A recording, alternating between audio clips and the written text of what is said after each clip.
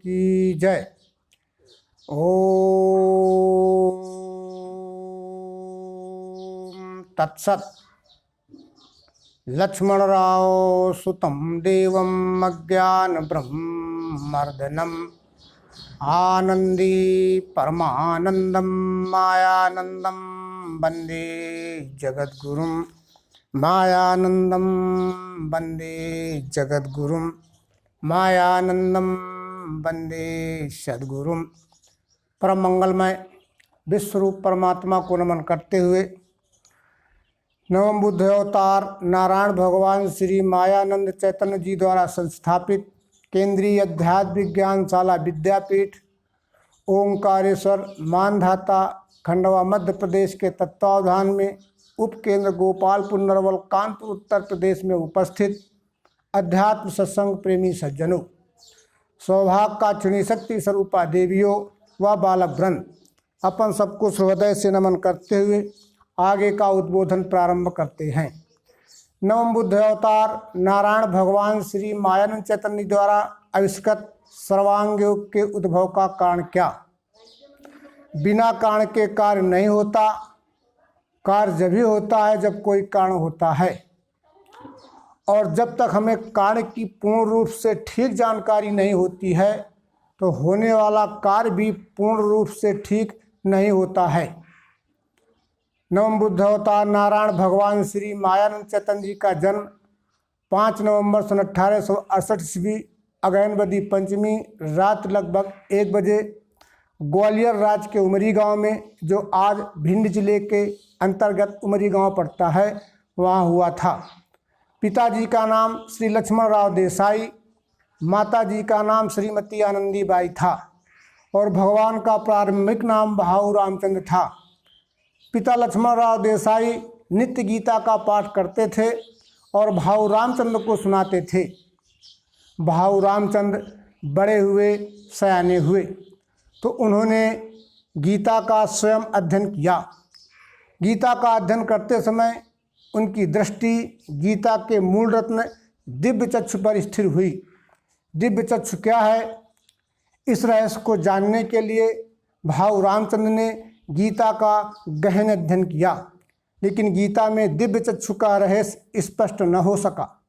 श्रुतियों को, स्मृतियों को, शास्त्रों को, पुराणों को आदि इन धर्म ग्रंथों का अध्ययन किया, लेकिन यहाँ भी दिव्य चक्षु का रहस्य स्पष्ट न हो सका।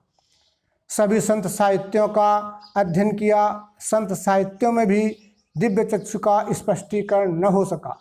मानव जगत की ओर रुख करते हुए जो भी साधु महात्मा पंडित विद्वान मिलता था, भाऊ रामचंद्र उनसे एक ही प्रश्न करते थे, दिव्य चक्षु क्या है आप जानते हैं? लेकिन यहाँ भी दिव्य चक्षु का रहस्य स्पष्ट न हो सका। होता भी क्यों? बहुत काल जाने से पार्थ योग मिटा यहाँ, ये गीता अध्याय 4 दूसरे नंबर श्लोक में भगवान श्री कृष्ण ने सनद दी है। प्रकृति का अपना कार्य नियोजित रहता है, उसमें किसी भी तरह का कोई रद्दोबदल या कोई किसी तरह का हस्तक्षेप नहीं कर सकता, नहीं होता है। सन 1885 ईस्वी में 16-17 साल की उम्र में भाऊ रामचंद्र को पिताजी के साथ बनारस जाने का योग आया, योग पड़ा। एक दिन पिताजी किसी कार से बाहर गए हुए थे।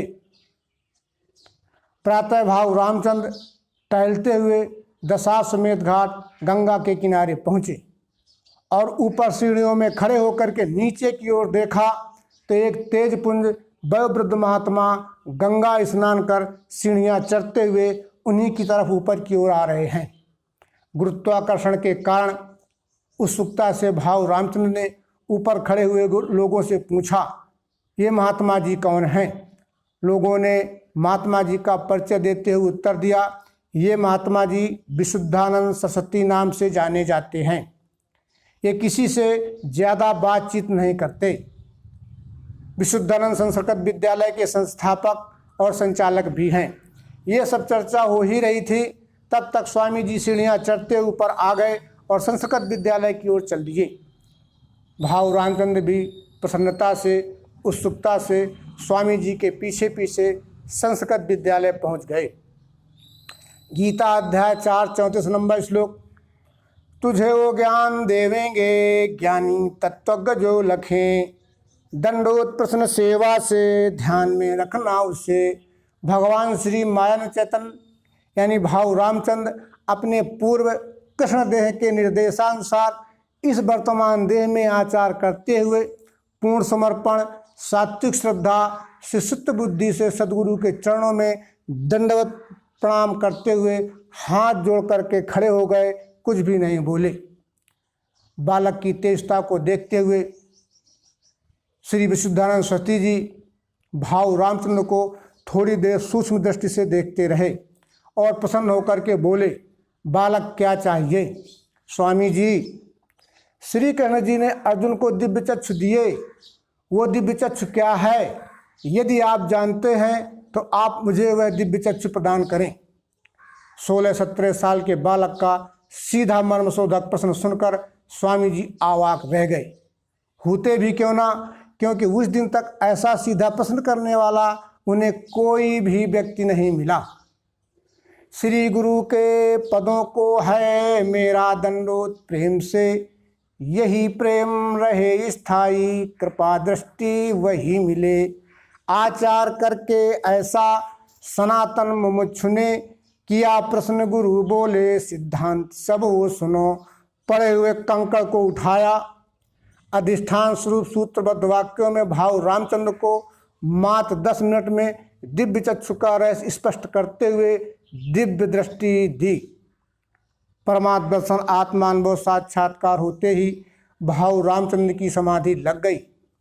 ये अवस्था देखकर स्वामी जी कहने लगे, तुम्हारे सहित आज तक मैंने गिनती में सिर्फ 3 लोगों को ही दिव्य चक्षु दिए हैं। इस दिव्य चक्षु का विश्व कल्याण हेतु जो सर्वत्र प्रचार प्रसार करेगा वो कलयुग में बुद्ध अवतार नाम से प्रसिद्ध होगा। ऐसा आदेश देते हुए स्वामी जी अपने स्थान चले गए। स्वामी जी को नमन करते हुए हृदय सिंहासन में सद्गुरु को स्थापित कर भाऊ रामचंद्र जहाँ ठहरे हुए थे वापस कमरे में आए और इसके बाद पिताजी के साथ वापस ग्वालियर लौटे। इस रहस्य को भाऊ रामचंद्र ने किसी को भी नहीं बताया।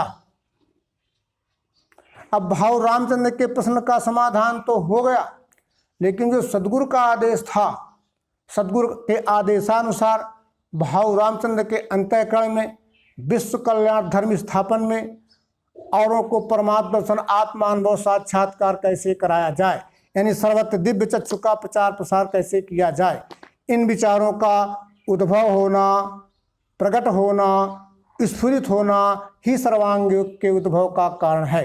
इसको अपन एक बार ठीक से फिर समझ लेते हैं। सद्गुरु के आदेशानुसार भाऊ रामचंद्र के अंतःकरण में विश्व कल्याण धर्म स्थापन में सर्वत्र प्रचार प्रसार हेतु औरों को परमात्म दर्शन आत्मानुभव साक्षात्कार कैसे कराया जाए, यानी दिव्य चक्षु का सर्वत्र प्रचार प्रसार कैसे किया जाए, इन विचारों का उद्भव होना, स्फुरित होना, प्रकट होना ही सर्वांग योग के उद्भव का कारण है। गृहस्थाश्रम का पालन करते हुए सभी धर्म ग्रंथों का अध्ययन मनन निधिध्यास करते हुए भाऊ रामचंद्र ने गृहस्थाश्रम में ही 2 तप पूरे किए। सद्गुरु के आदेशानुसार भाऊ रामचंद्र को अपने अवतार काल की जागृति थी। समय की अनुकूलता को ध्यान में रखते हुए पुत्री द्वारिका की शादी करने के पश्चात 5 मई सन 1909 ईस्वी को वैशाख महीने की पूर्णवासी के दिन, जिसको अपन बुद्ध पूर्णिमा के नाम से जानते हैं, उसी दिन महामुनि व्यास जी ने जो भागवत महापुराण में सामान्य भविष्यवाणी की थी कि कलयुग के 5010 वर्ष बीतने के बाद नर्मदा किनारे बुद्ध अवतार आएगा, तो कलयुग के 5010 वर्ष भी इसी दिन पूरे होते हैं। प्रातः माता जी के चरणों में नमन करते हुए, शीश झुकाते हुए भाऊ रामचंद्र ने माता जी से आज्ञा लेकर के अवतार कार्य के लिए गृह त्याग किया। तीर्थाटन करते हुए नर्मदा माई के उद्गम स्थान अमरकंटक से 7-8 किलोमीटर दूर कपिल धारा दुग्धारा के समीपस्थ निर्जन बियावान घनघोर भयानक वन में कपिल गुफा व्याघ्र गुफा पहुँचे। क्यों? सद्गुरु श्री विशुद्धानंद सरस्वती जी ने जो बीज रूप से दिव्य चक्षु दिए थे, तो विश्व कल्याण धर्म स्थापन में औरों को परमात्म दर्शन आत्मानुभव साक्षात्कार से कराया जाए, उस युक्ति विधि शूद्र के आविष्कार के लिए भाव रामचंद्र कपिल गुफा व्याघ्र गुफा में प्रवेश कर 99 दिन तक आस्फूर्णित रोंगटे खड़े कर देने वाला घोर तप किया। 99 दिन की कालावधि में 78वें दिन भादव महीने की पूर्णमासी के दिन औरों को परमात्म दर्शन कराने की युक्ति विधि सूत्र दिव्य दृष्टि का आविष्कार करते हुए अपने पुरुषोत्तम पद की सिद्धि कर दी। इतना ही नहीं, भगवान ने अपने को महाकाल परब्रह्म में लय किया, यानी स्थित किया। दिव्य दृष्टि का आविष्कार होते ही भगवान को अति आनंद हुआ।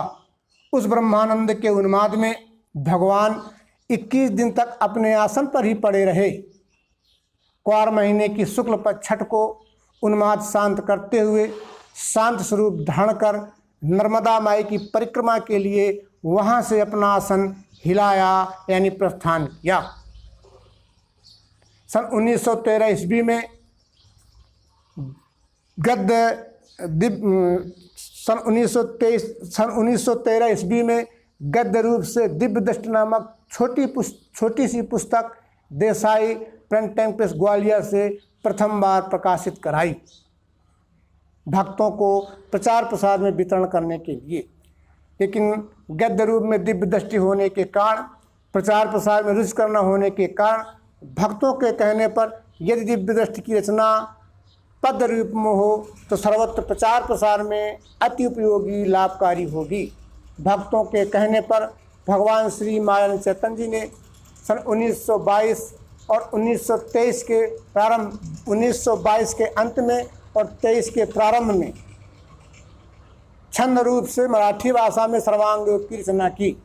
लेकिन मराठी भाषा एक क्षेत्रीय भाषा होने के कारण सर्वत्र प्रचार प्रसार में रुचिकर लाभकारी न होने के कारण भक्तों के कहने पर यदि सर्वांग योग की रचना हिंदी भाषा राष्ट्रीय भाषा में की जाए तो सर्वत्र प्रचार प्रसार में अति उपयोगी लाभकारी होगी। भक्तों के कहने पर भगवान ने 30/3/1923 ईस्वी को केंद्रीय अध्यात्म विज्ञानशाला विद्यापीठ ओमकारेश्वर मानधाता खंडवा मध्य प्रदेश में हिंदी भाषा में 58 छंदों में सर्वांग योग की रचना की। 5वें अध्याय में जो जड़ चैतन्य की ग्रंथि का भगवान ने समाधान किया, तो जड़ चैतन्य की ग्रंथि का समाधान न होने की कमी भगवान को स्वयं महसूस हुई। 58 छंदों में जो सर्वांग योग का अध्याय 5वें में चौथा छंद था, जीवों में अन्न के द्वारा ये तीनों स्थूल रूप से मन बुद्धि अहंकार बन के कार्य है करें, उसके पहले एक छंद और जोड़ा, जीवों में अन्न के द्वारा ये तीनों स्थूल रूप से कफ वात बने पित्त वेग से कूदने लगे, इसी से स्थूलता पाई स्वरूप बोध के लिए मन बुद्धि अहंकार बन के कार्य है करें। इस तरह से 59 छंदों में इस तरह से जड़ चेतन की ग्रंथि का पूर्ण समाधान करते हुए 59 छंदों में 1888 अक्षरों में सन 1929 में सर्वांग की रचना पूर्ण की। काटो।